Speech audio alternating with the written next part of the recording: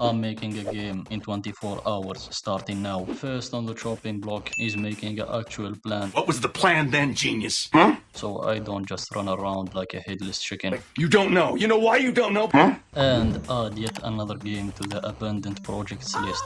You don't think. You never figured out how to think. Huh? The concept is simple. It is chess, but super. So all I need to do to start is download Unity 6.5, which is the recommended version. That should work perfectly and definitely not crash every second for no reason. You sure about that? No biggie, I will just downgrade to Unity 6.3. It is a LTC version, so it must be stable, right? It works fine. I made the project, added a cube, turned it into a board, and Unity got me back in the first half, and now even harder in the second one, because it crashed too. Fine, I'm downgrading to Unity 6.0, and if that doesn't work, I will say very mean things about Unity. Oh, brother! And spread my cheek. A few moments later. I kicked things off by checking how to spell environment, because I have shits and giggles for a brain. This is definitely not a sign of how things are gonna go, but for now, I just added the simple parts like a placeholder chessboard and peace. Now! After writing a couple lines of code, I discovered that Microsoft Visual Studio didn't have its autocomplete feature on, since my IQ level is roughly equal to how hot my laptop runs, and that I can't spell at a first grades level. Trying to code raw means if you give a chimp a keyboard and a mouse, it could throw out a better game than me. I immediately fixed that, little the white side, wrestled with a few more Unity problems, and finally managed to make the pieces grabbable. After 2.5 hours. Damn. 15 minutes later, I made it so the pieces actually snap to the grid. This is good. But remember how this snap to grid function uses floats and not integers. Keep that in mind. That's a surprise tool that helps us later. At the end of day 2, I started working on the pawn's movement pattern. It shouldn't be that hard, and it surely won't take me like 2.5 hours.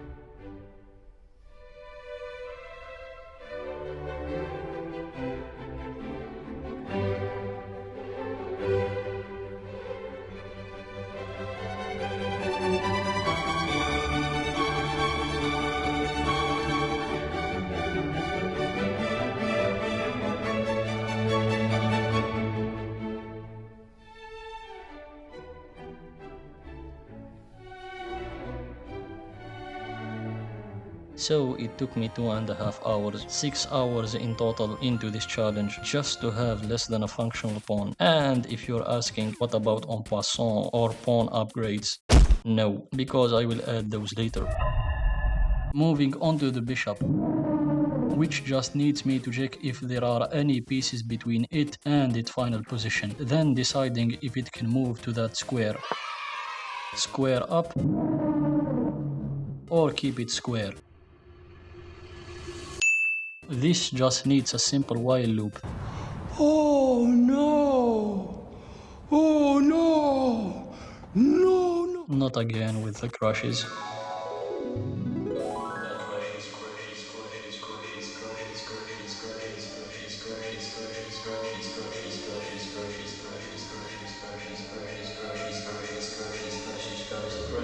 As we established before, I'm quite stupid, but I wanna add to that. I don't think much. There's no fucking shit! In the bishop movement logic, I need to use a while loop from where the bishop is to where the bishop wanna go. Do you know the way? And this is where it goes wrong, because in while loops, you can easily make them infinite by mistake, and mistakes I do.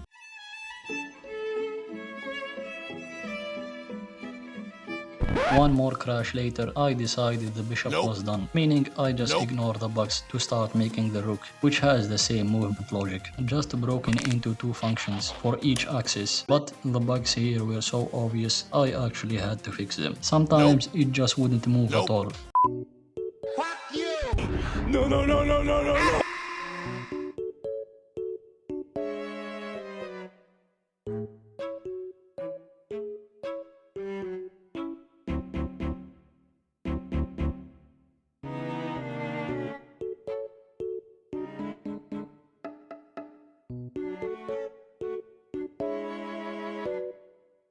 get to it. I can't take this shit no more, man.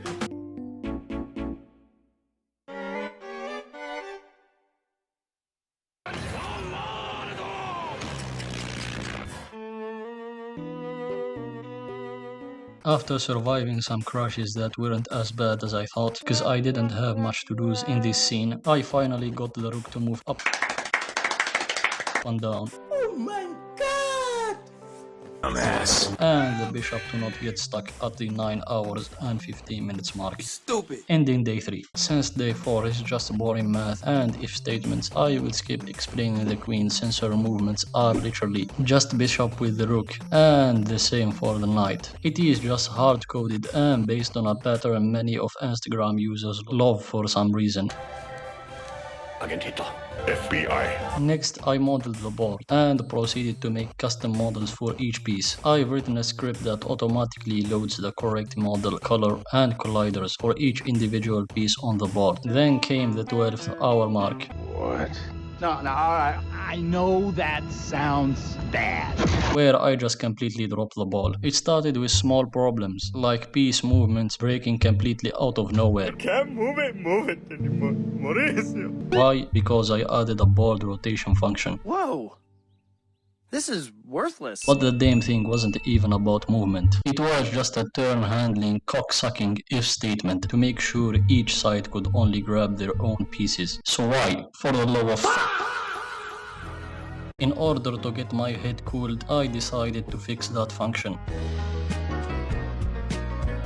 But if we look closely at every movement code for each piece, we'd see I was using dot position. What the hell is even that? Meaning, basically, if you change the board rotation, you fuck up the entire game. Oh man, you're just ruining it. You're ripping my lips, you're ruining it. Ruining. Fast forward, I decided to use my brain once. Rather than rotating the board, I rotated the camera. Second time was even worse. You serious?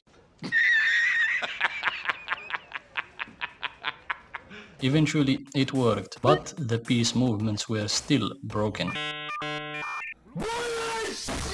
Why? Well, I tried changing all dot position to dot local position, so the math uses each piece's local orientation. But if we go back earlier in the video... But remember how this snap grid function uses floats and not integers. Keep that in mind.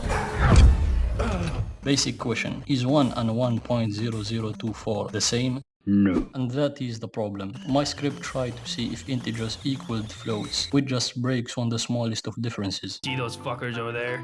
We have to kill them. So I just turned everything to int before I started horsing around with the math again. On day 5, I basically finalized the turn system, added an invisible timer for now that I will display with a UI element later, and made power-ups spawn after a certain number of turns. On day 6, everything went downhill. The first power-up picks up a random piece from your graveyard and places it on a random empty square. This didn't go well, as everything does with me. However, in the end, I managed to make it work. Right after, I immediately started on the second power-up, picking a piece to revive manually on your next turn. Hello there. This keeps it balanced by preventing you from instantly mating your opponent, since you can't take anything for 2 turns. You can also trade and take, and if it takes, takes, queen e2, queen h4, g3, knight g3, check, c6, queen b7, knight h1, king there. I don't know what's going on, I'm just gonna cast. But at the start of day 7, I unfortunately met one of my most hated enemies, a slightly big, slightly complicated if statement that fried my brain when I tried to think about how it would work. I tried to change it myself but kept making it worse. That's quite big. Impressive. So I got help from a clanker. You what? I told Gemini to make this if statement work with no mistakes. After some prompts, it made it work sometimes, which is better than never. Hi, how are you? I marked those 2 abilities as done on the plan, then moved on without using one singular brain cell for 1 microsecond to think on what Gemini did other than fix the if statements. So I made some models for the 2 power-ups. However, with 1 hour left on the clock, I discovered what the clanker did to the second power-up. He didn't just do it correctly, oh no, it still fails like half of the time. On top of that, he outright erased the if part of the first power-up, making it not work at all. That just That just made me outright give up. I reverted all the changes made by the fucking clanker. So now, no power-up works. Where am I? Defeated and tired. With 30 minutes left, I just modeled a table that artistically doesn't fit the game at all. But who cares? This is over. It's like nothing ever happened on day 6 and now. Here is Super Chess, or just Bootleg Chess, as it has more junk and fewer features than the original. I already knew I wouldn't be able to make a full game in 24 hours, but I didn't think it would go this way. No audio, no UI, no beautiful scene or lighting. Just you and a low poly chessboard with a goddamn eyesore of a mismatched table.